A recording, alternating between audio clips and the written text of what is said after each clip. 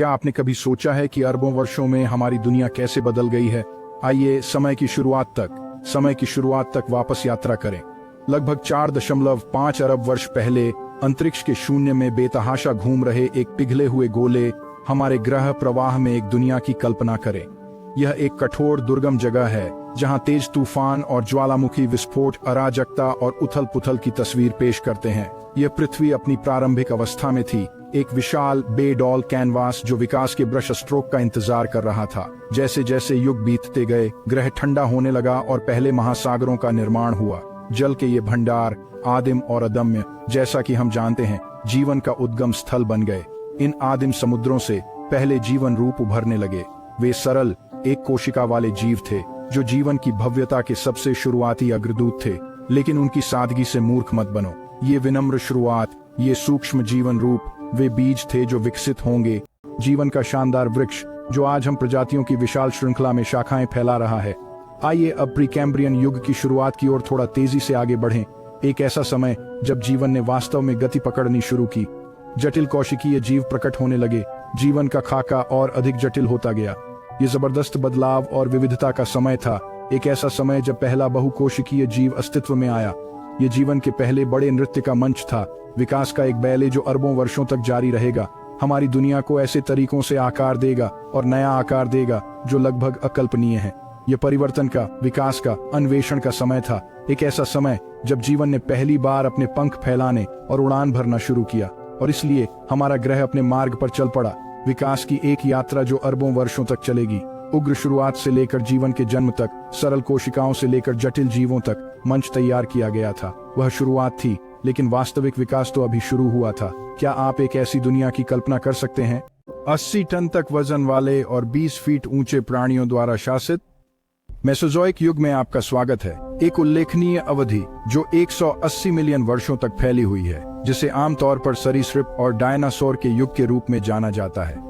यह युग विकासवाद की शक्ति का एक भव्य नजारा था, जहां डायनासोर भूमि के निर्विवाद शासकों ने नाटकीय रूप से प्रवेश किया।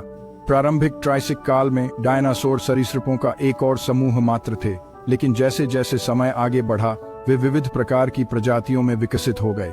ब्राचियोसॉरस जैसे विशाल लंबी गर्दन वाले शाकाहारी जीवों से लेकर क्रूर मांस खाने वाले टायरानोसोरस रेक्स तक, डायनासोर ने आकार, शक्ति और क्रूरता की सीमाओं को फिर से परिभाषित किया। जुरासिक काल, मेसोजोइक युग का दूसरा अध्याय, डायनासोर के विकास के चरम को चिह्नित करता है। डायनासोर हर पारिस्थितिक क्षेत्र पर हावी थे।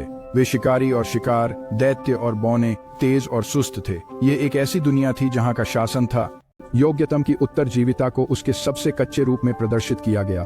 फिर भी डायनासोरों की दिलचस्प कहानी सिर्फ उनके उदय के बारे में नहीं है, बल्कि उनके अचानक और नाटकीय रूप से विलुप्त होने के बारे में भी है। क्रिटेशियस काल के अंत में मेसोजोइक युग का अंतिम अध्याय, एक विनाशकारी घटना ने पृथ्वी पर सभी प्रजातियों में से लगभग 75% को नष्ट कर दिया। डायनासोरों को उनके प्रभुत्व के बावजूद बख्शा नहीं गया, चाहे यह एक विशाल क्षुद्र ग्रह प्रभाव था, ज्वालामुखी विस्फोटों की बाढ़ थी, या जलवायु में भारी बदलाव था। इस सामूहिक विलुप्ति का सटीक कारण वैज्ञानिकों के बीच गहन बहस का विषय बना हुआ है, लेकिन जो बात निर्विवाद है वह विकास क्रम पर इसका गहरा प्रभाव है। डायनासोरों के लुप्त होने से जानवरों के एक नए समूह, स्तनधारियों के उदय के लिए मंच तैयार हुआ, जिसकी कहानी हम अगले अध्याय में पढ़ेंगे। डायनासोरों ने शासन किया, लेकिन जैसा कि हम जानते हैं, कुछ भी हमेशा के लिए नहीं रहता। क्या होगा अगर मैं आपसे कहूं कि डायनासोर के बाद एक नए प्रकार के जीव ने दुनिया पर कब्जा कर लिया? दरअसल पृथ्वी पर जीवन की कहानी डायनासोर के साथ समाप्त नहीं हुई। डायनासोरों की भव्य विदाई, बल्कि ये एक नए युग की शुरुआत थी, स्तनधारियों का उदय। ये सोचो, शक्तिशाली डायनासोरों के पतन के बाद पृथ्वी पर एक खालीपन रह गया है। एक खालीपन जिसे जल्द ही गर्म खून वाले फर पहने हुए जीवों ने भर दिया, जिन्हें अब हम स्तनधारियों के रूप में जानते हैं। स्तनधारी एक विविध समूह है और उनका प्रभुत्व बढ़ना विकास की शक्ति का प्रमाण है। जब डायनासोर पृथ्वी पर शासन करते थे तो स्तनधारी छोटे सरल प्राणी थे जो ज्यादातर रात के दौरान सक्रिय होते थे। लेकिन जब डायनासोर गायब हो गए तो स्तनधारियों ने विविधता लाने और विस्तार करने के अवसर का लाभ उठाया।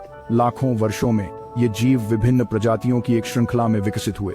झाड़ियों में छटपटा रहे छोटे छोटे छछूंदरों से लेकर महासागरों पर राज करने वाली विशाल व्हेल तक, स्तनधारी दुनिया जीवन और विविधता से भरपूर थी।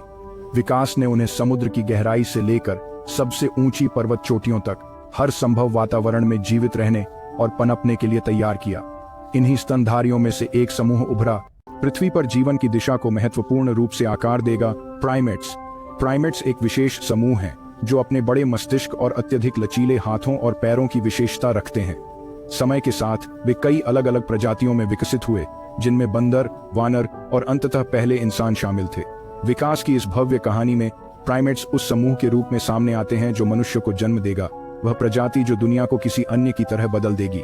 लेकिन प्रथम प्राइमेट्स से मनुष्य तक की यात्रा एक लंबी और घुमावदार थी, जो उतार चढ़ाव से भरी थी, जिसने हमारे ग्रह के भविष्य को आकार दिया।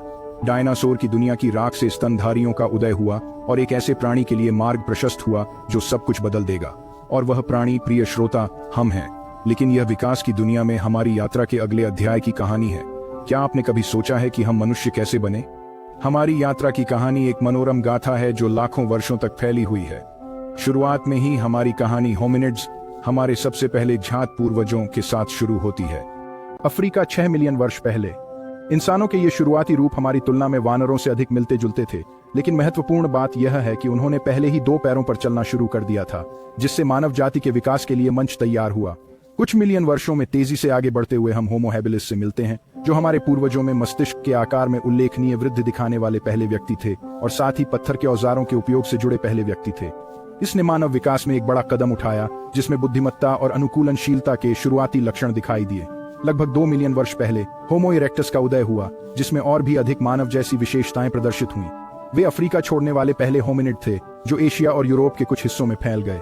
अपने बड़े दिमाग के साथ वे अधिक जटिल उपकरण विकसित करने और शायद आग का उपयोग करने में भी सक्षम थे। इसके बाद हमारा सामना निएंडरथल से होता है, जो हमारे निकटतम विलुप्त मानव रिश्तेदार हैं। वे कुशल शिकारी थे और अपने मृतकों को दफनाने का सबूत छोड़ने वाले पहले व्यक्ति थे, जो एक जटिल संस्कृति और संभवतः मृत्यु के बाद के जीवन में विश्वास का भी संकेत देते थे।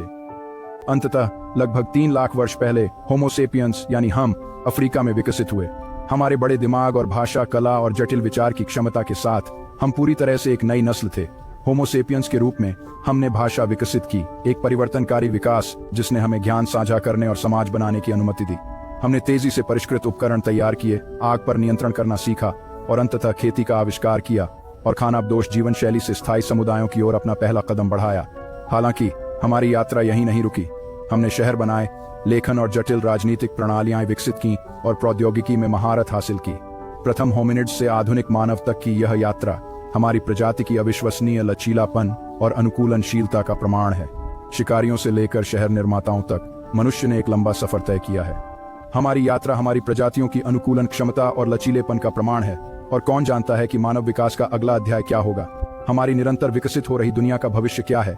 जैसे जैसे हम भविष्य की यात्रा करते हैं, विकास के भविष्य में हम अनुमान के क्षेत्र में कदम रख रहे हैं। लेकिन अगर इतिहास ने हमें कुछ सिखाया है तो वह यह है कि विकास कभी नहीं रुकता। तो विकास के संभावित रास्ते क्या हो सकते हैं? हमारे क्षितिज पर सबसे प्रभावशाली कारकों में से एक प्रौद्योगिकी है। हम पहले ही एक ऐसे युग की शुरुआत देख चुके हैं जहां प्रौद्योगिकी और जीव विज्ञान आपस में जुड़ने लगे हैं। जीन संपादन से लेकर कृत्रिम बुद्धिमत्ता तक, अब हम विकास की प्रक्रिया में केवल निष्क्रिय भागीदार नहीं हैं, हम अपने भाग्य के निर्माता स्वयं बन रहे हैं। एक ऐसे भविष्य की कल्पना करें जहां हम आनुवांशिक बीमारियों को खत्म कर सकें, अपनी शारीरिक क्षमताओं को बढ़ा सकें या यहां तक कि अपने जीवन काल को भी बढ़ा सकें। यह एक ऐसा भविष्य है जो न केवल संभव है बल्कि प्रशंसनीय भी है। फिर हमारे सामने अन्य ग्रहों पर जीवन का जटिल प्रश्न है।